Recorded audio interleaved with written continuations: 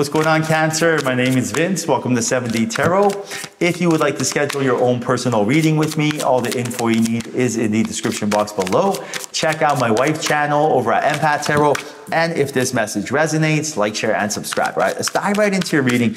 Knight of Cups. What? Oh my goodness. 2 of Cups, 6 of Pentacles, 7 of Pentacles. This is bonkers, right? Always look for synchronicities from your angels and guides, hints and clues, guiding you in which direction to go. Right now, you have the 6 and 7 of Pentacles next to each other. You have the Knight and 2 of Cups. Right now, I see that your work life and your love life are intertwined. Right now, when you're not resisting love, resisting romance, resisting your soulmate, your kindred spirit, when you are flowing in alignment and really just kind of just in a more of a grounded energy where your soulmate is coming to you, not only are you attracting romance, but you're also attracting the abundance, the financial stability, really that bonus, inheritance, promotion, whatever it is that you're looking to improve your financial life, right? Your career, your business, your work, whatever this case. I see here that you may potentially meet your special somebody either at work, on your way to work, some sort of work setting. I see both of these intertwined. It could be a customer, it could be a coworker, it could also be a business partner entering your life. It could start off as a partnership. There is a lot of energy that's intertwined between your love life and your work life. Now, this is fantastic. For example, Alicia and I, we work together. We're soulmates, we're kindred spirits, but we own multiple businesses together. When we first met, business was the thing that bonded us. You know, I think she was 17. I was like 23 at the time. And I remember when I first talked to her, she goes, I own my own business. And I'm like, oh, that's so cute. I'm like, you probably have a lemonade stand, right? Oh, a little baby 17-year-old with a little business. You know, I didn't even pay attention. I thought, you know, 17-year-old girl goes to school, right? Not only was she going to school, she had her own dog grooming business. Her dog grooming business was as a primetime retail location in town. It was generating probably 2 or 3 times more income than the salary of one of my teachers. I kid you not, 17 years old, this girl was doing this. I was like, whoa, because I was always business orientated. I knew what it takes to run a retail business. I knew what it's like to have overhead. I knew what it's like to have employees. You know what I mean? Like, kids don't even know what taxes are. This girl was doing all this and going to school. It was bonkers, right? It was absolutely unbelievable. So that is something that drew us together. That was one of the things. I was like, whoa, this is so impressive. You know, you're not like your average gal. So right now, our work life and our love life was intertwined, and I see that also happening for you here. Now, 5 of Wands, 10 of Cups, the Hangman, and the Knight of Swords. Very interesting. Spirit is telling you to not put so much pressure on yourself when it comes to finding your soulmate, because right now we have to be strategic with our energy. Then it will happen, right? So have you been putting a lot of pressure on yourself? Are you telling yourself, by this time or this stage of my life, I thought I would be with my soulmate. Why has this not happened? Is this even going to happen? Am I meant to find my soulmate? Am I meant to be alone? Right? Completely normal. The question that you're asking is 100% normal. Don't be so hard on yourself. But you have to understand that this energy right here is actually pushing away our soulmate from us. We need a more decisive energy. We need you to be strategic. We need you to be confident. Then your soulmate will enter your life, right? So imagine every time you're wishing, wanting, needing, hoping, there's a red light above your head. Every time you are confident, assuming, and expecting, law of attraction, law of assumption, there's a green light above your head. Every time you have a green light above your head, your angels and guides, spirit, everyone goes, wow, everyone, Cancer, look at the green light, look at the green light above Cancer's head. Now's the time, ding, ding, ding, let's have Cancer, you know, bring abundance to Cancer, more opportunities, because Cancer is ready. Spirit only gives us as much as we can handle. So how do we turn that green light on, right? How do we tell Spirit? Well, we have to use more of an assuming, expecting energy. You have to understand that it is your birthright to be with your soulmate, and you have to understand that in this third dimension, no matter how hard we try, we cannot change the rules, right? I'll give you an example. There's something called gravity, right? We all know gravity, right? It keeps us on planet Earth. That's why we're not floating above.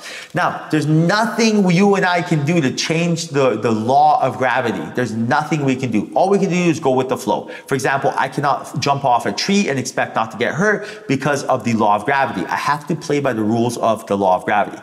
Now, the exact same thing with the law of attraction and law of assumption. Nothing we can do other than use the rules to our advantage, right? The beautiful part with the law of attraction is the rules, if you know how to use them, they make your life easy. right? The law of gravity, you could also use that for physics, right? To do stuff. But right now, using the law of attraction to your benefit, what does that mean? What is the law of attraction in this case? Well, if you are wanting, hoping, wishing, needing your soulmate comes, we're going to be doing that forever. Because imagine this. Imagine you live in a house that's in the past. Now, you also have a house you could live in that's in the present, or a house that's in the future. When you're in the past, you are telling spirit, I love living in this house. No matter, even if you don't, your actions are saying, here's my attention, here's my awareness, here's where I spend most of my time. Therefore, I love it here. Or else, why would I be here? Right? Spirit's like, oh my goodness, Cancer loves the past, or else why would Cancer be in that house? Now, all we gotta do is leave that house and go into the house that's in the present moment. The house in the present moment is using the law of attraction to your benefit. The house in the present moment is telling spirit, spirit, I want something to happen right here, right now, this second, right here. I want a text message coming in. I want to bump into my soulmate. I want someone to reach out. I want to network. I want to be referred to somebody. I want something to happen right here, right now. Thank you, thank you, thank you, love you, love you, love you, right? Then spirit's like, wow, everybody, angels and guides, look at how Cancer knows how to play this game. Ding, ding, ding, win, win, win, green light. Let's bring Cancer's soulmate, right? And that's how you do it. You gotta be living in the present moment. What does that really mean? So if I was you, I would make sure that I am not waiting to meet my soulmate. I don't got time for that. I want to meet my soulmate right now. I want to meet my soulmate today, and I'll tell you exactly how I do it. So 10 of Swords, Queen of Wands, 2 of Pentacles, and the Page of Cups. Very, very interesting energy overall. We are getting a warning sign to be decisive, right? Spirit's giving you a warning sign. Be more decisive with your energy, because now is the time for you to seize the energy and use it to your benefit. And right now, being more decisive means being more confident. The Queen of Wands lets you know the Spirit is telling you to be more confident in what your next step is and use your intuition to do so, right? So what does that all mean?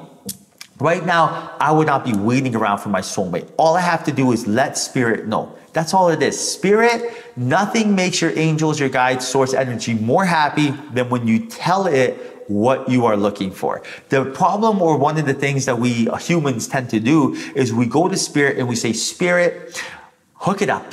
And Spirit goes, what does hook it up mean? You're just like, oh, well, bring my soulmate to me and get me rich. And Spirit goes, what does that mean? What is your definition of rich? What is your definition of soulmate? What does that mean to you? Like, for example, rich to somebody who has $1 million is $100 million. Rich to someone who has $1 is $1,000. What is your definition of rich? And soulmate, what does your soulmate mean? How tall is your soulmate? What do they look like? How do they talk like? Do they have kids? Do they want kids? Do they have a car? Do they have a job? What job? Do they have pets?